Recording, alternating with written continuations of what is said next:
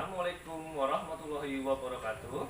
Gimana kabarnya anak-anak? Sehat? Jangan lupa selalu jaga kesehatan, memakai masker keluar rumah, rajin mencuci tangan, dan makan makanan yang bergizi. Bapak sudah mengirim link absen Google Form lewat Google Classroom. Jangan lupa untuk mengisi ya. Sebelum mulai pelajaran, mari kita berdoa terlebih dahulu. Berdoa, mulai. Selesai. Pembelajaran sebelumnya kita sudah membahas berkaitan menentukan pokok informasi tentang wujud benda. Sekarang kita belajar tema 3, benda di sekitarku. Subtema 2, wujud benda. Pembelajaran kedua. Tujuan pembelajaran kita hari ini adalah mengenal wujud benda dalam kehidupan sehari-hari, mengenal permainan tradisional, dan memahami pentingnya tolong-menolong. Wujud benda ada berapa ya? Wujud benda ada padat, cair, dan gas.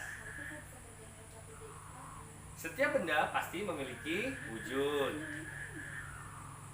Pengertian benda cair di sekitar kita.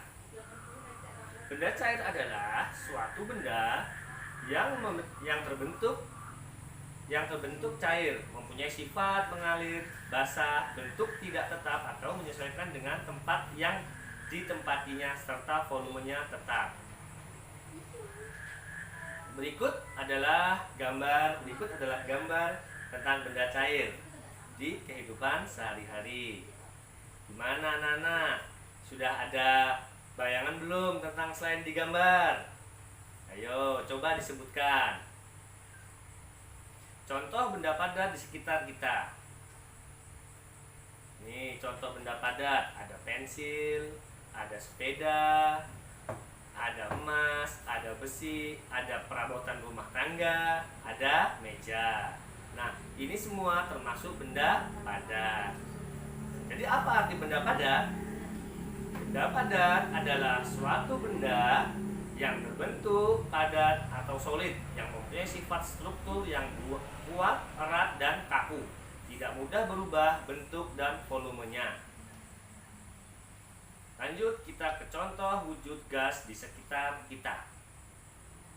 Berikut adalah contoh wujud gas yang pernah kita lihat sehari-hari. Ada asap pabrik, ada ibu yang sedang memasak air menjadi sebuah uap, ada balon udara, bukan balonnya yang gas, tetapi di dalam balon tersebut. Gas mempunyai sifat mengisi ruang, mengalir, dan berubah bentuk, namun berbeda dengan benda cair. Contoh perubahan wujud yang ada di sekitarmu. Ayo, kira-kira dari bentuk es batu berubah melalui proses mencair, berarti menjadi air. Gambar kedua. Perhatikan gambar kedua. Air proses membeku berarti menjadi es batu. Proses ketiga. Air proses menguap berarti menjadi uap. Iya, benar. Itu ya, sudah mulai paham ya? Oke. Pernahkah kamu melihat ibu memasak air atau menolong ibu memasak di air? Pernah kan? Nah, itu proses uap. Nah, contoh tolong menolong di lingkungan rumah adalah contohnya seperti kamu menolong ibu memasak air. Itu ada proses namanya menguap. Nah, contoh tolong menolong lagi apa yang pernah kamu lakukan di kehidupan rumah? Ayo, contoh gambarnya. Menyapu, menyiram bunga, membantu ibu, itu termasuk sikap saling tolong menolong. Lanjut gambar berikutnya. Nah, ini contoh sikap saling tolong menolong yang ada di lingkungan sekolah. kita piket bersama-sama, kita membersihkan kelas bersama-sama, ya.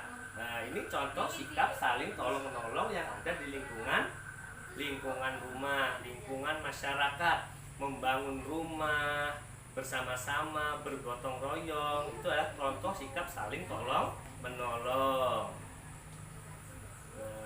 Contoh sikap berikutnya adalah menolong teman yang sedang tertimpa bencana atau lagi kesusahan, jatuh dari sepeda mungkin, atau bermain bola jatuh dianya. Nah, inilah contoh. Di sini gambarnya berarti contoh menolong saat kepleset jatuh dari kena pisang. Ya, benar.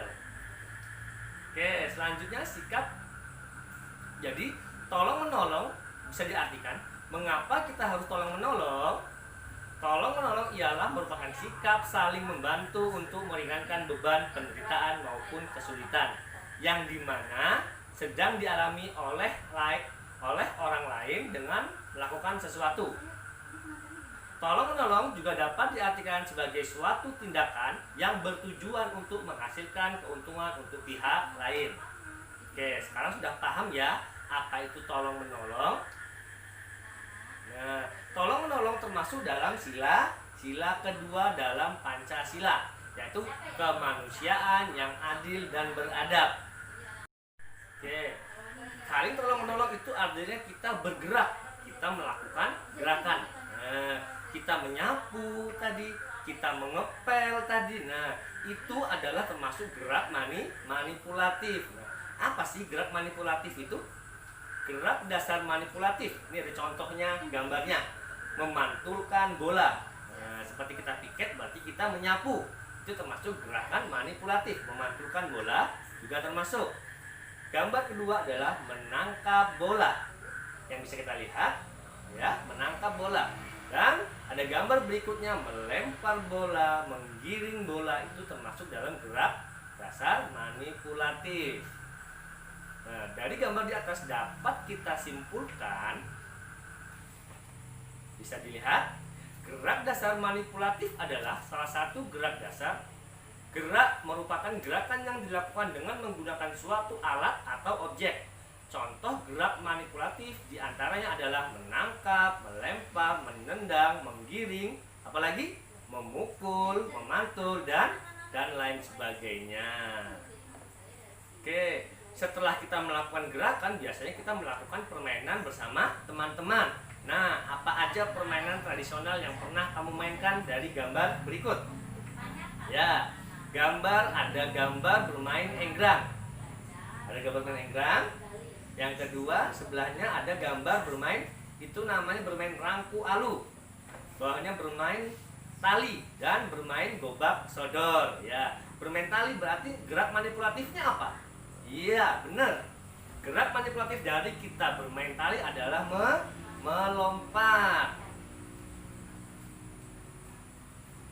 Oke, kesimpulan dari pembelajaran hari ini adalah: pertama, wujud benda terdiri dari padat, cair, dan gas. Proses membeku, mencair, dan menguap merupakan perubahan wujud benda. Kita harus senantiasa saling tolong-menolong antar sesama. Jika ditolong oleh orang lain, maka kita harus berterima kasih kepadanya.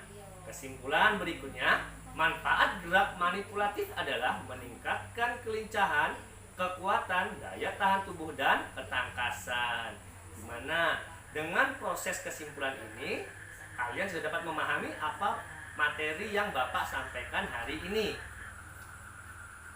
Oke, tugasnya adalah tuliskan 2 kalimat tentang wujud benda menggunakan kata berikut: kayu dan besi.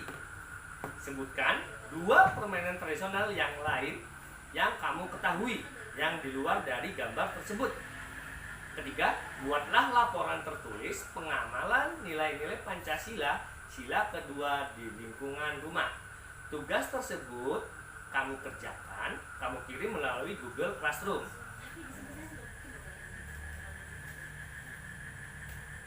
Demikian yang sudah Bapak jelaskan. Tetap jaga kesehatan kalian. Jangan lupa tugasnya dikumpul ya. Selamat siang.